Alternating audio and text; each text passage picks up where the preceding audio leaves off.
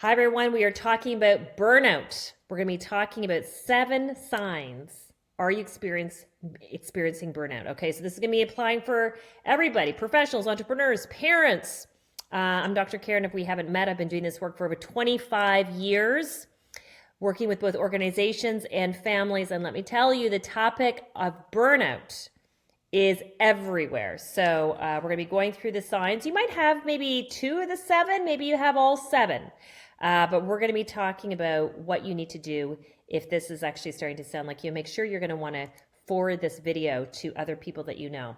All right, so the first thing is just kind of understanding with what exactly is burnout. It is when we have experienced a very prolonged time period in our life of stress and we're overworked. Okay, so it's a long season of stress and overwork, and as a result, our whole body, emotionally, physically, starts really taking the toll. All right, so let's go through it. So the first one is chronic fatigue. So that is when the person basically they just even after a good night's sleep, you wake up and you're still feeling tired. All right, so just really low energy. All right, so that is going to be the first one. Second one is reduced productivity.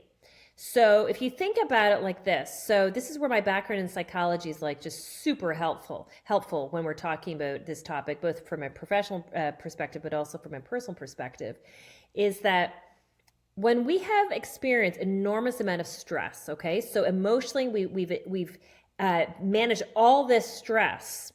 It's like all of our brain power is kind of spent on managing and trying to deal with the stress. What happens is it doesn't leave a whole lot of leftover for other things, and certainly in terms of our performance and our productivity. And so that's one of the reasons why we see productivity really plummet and really kind of go down. And so productivity and stress are, by the way, 2 of the 5 core leadership EQ skills that we teach at our company. That's what we focus in on. That we're specialists in leadership, emotional intelligence. And so when we don't manage our stress well, that is now going to have a negative impact in terms of our productivity. So we obviously don't want that to happen. So we want to make sure that we're leaning in and we're starting to fix that. We have a fabulous scorecard, everybody. You're going to want to get your hands on it. And so to get our scorecard, just in the comments below, write receive, and somebody from our team will actually send you the free scorecard, and you can actually see these 5 different leadership EQ skills and how productivity specifically is highly correlated in terms of that stress that we're actually talking about. Okay, so the second sign is reduced productivity. Third sign is physical symptoms. So when I first started my practice over 25 years ago, it was actually at a medical office, worked with wonderful family doctors. I focused on the emotional side, they focused on the physical side. And this is where I really saw, as a professional healthcare provider, that just how interconnected these things are. So, you know, somebody can emotionally feel stress, but they're all of a sudden physically they have symptoms. These are real symptoms. These aren't like things that they're just kind of making up in their head. And so things like headaches, stomach aches were huge ones, shoulder pain. And so people can have like physical symptoms that kind of start emerging. And so that's the third sign, everybody, for burnout. The fourth one is emotionally exhausted. Emotionally exhausted. And I actually even say it's flat. It's flat. It is numb. You know, you ask the person, you know, what do you think? I don't know. That you hear a lot of I don't knows. It's kind of like the emotional system is just kind of like turned off. It's like they're walking in a little bit of a fog. Things are not as sharp, not as clear. And so emotionally just totally numb or flat in their emotional energy. What are we at now? 1, 2, 3, 4, 5. Number 5, detached, emotionally and maybe even physically detached. When somebody hits this stage, it's like they are just spent, okay? They're spent, they've got nothing left inside. And so what happens is a lot of times people start retreating. They retreat, they withdraw, They might withdraw from their spouse or their friends. They might withdraw from their colleagues at work. But emotionally and sometimes even physically, it's like they just kind of pull back, okay? And this is another big sign.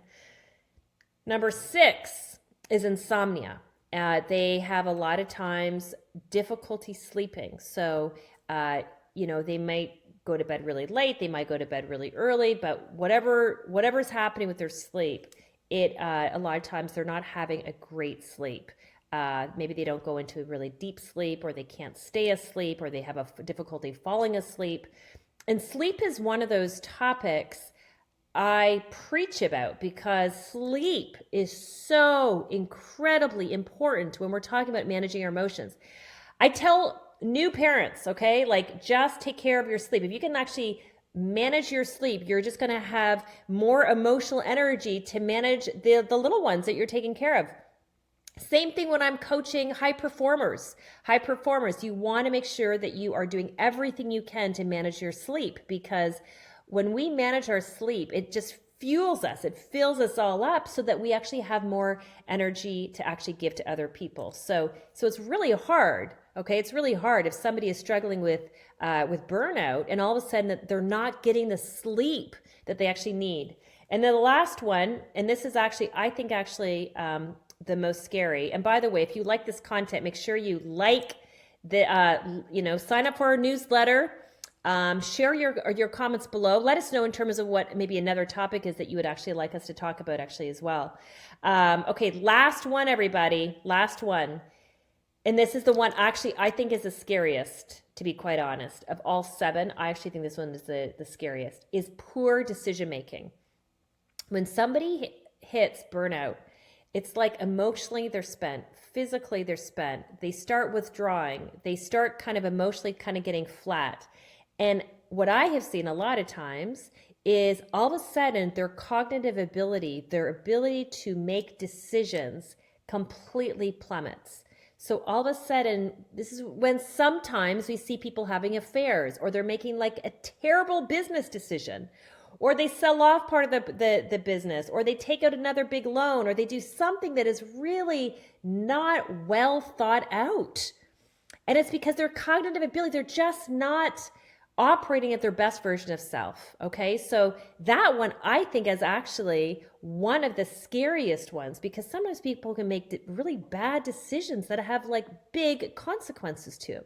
So that's the 7th one, everybody. So 7 signs, okay? But here's what I want you to do. If you are even having a couple of these, please go see your healthcare provider. Go see your family doctor. Just say, you know what, I was watching and listening to this video on from a healthcare provider and a leadership expert, and she was saying that if we have any of these signs, that we should kind of come talk to a mental health care provider, or talk to a family friend, or start talking to somebody. Don't keep this inside. The thing about burnout is that things are fixable. Okay, even the most difficult, horrible circumstance that any of us can really find ourselves in, there are fixable solutions. But sometimes when we hit this stage, we don't have anything in us. And so we want to make sure that we surround ourselves with people that are going to be able to give us some really great wise counsel when we ourselves don't feel we've got wise counsel inside of us. Okay, so my encouragement is go see a healthcare provider, go see a family doctor, say, I'm struggling, what would you recommend? And you might need, possibly, if you've got all 7 out of 7, you might even need to take some time off work. So again, when you talk to a professional, they'll be able to help you, guide you in terms of what might be the best solution in your particular circumstance. But we don't need to suffer alone. We don't need to suffer alone. We don't need to suffer in isolation. And we want to make sure we surround ourselves with really great counsel to help guide us in whatever we're facing. So hope that helps everybody. Make sure you receive our leadership scorecard. Again, receive below, and share. Be sure share this video with other people that you think would really benefit from it. And then look forward to seeing you at one of our upcoming videos. And make sure you check out some of our other videos. We've got lots of different videos here on YouTube. Thanks, everyone.